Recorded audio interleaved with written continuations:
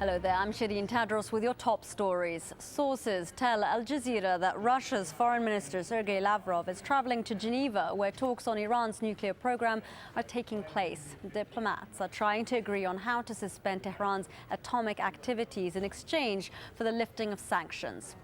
Protests against sectarian violence have been taking place in major cities across Pakistan. The demonstrations were sparked by last week's violence between religious groups in which 11 people were killed. The official death toll from Typhoon HAIYAN in the Philippines has now crossed 5,200. The storm was one of the most powerful ever recorded and devastated the central Philippines 2 weeks ago. Thousands of people are still missing, and the government expects the death toll to rise even further.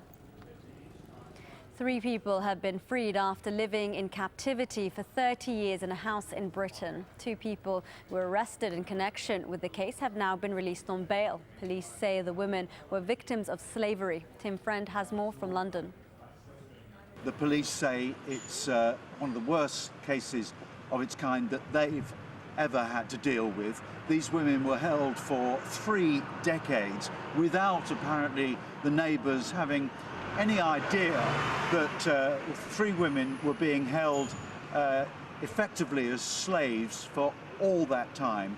The police say they had what they describe as a limited amount of freedom. There is no suggestion that there was sexual abuse in this case, but it has been said that they were physically and mentally abused.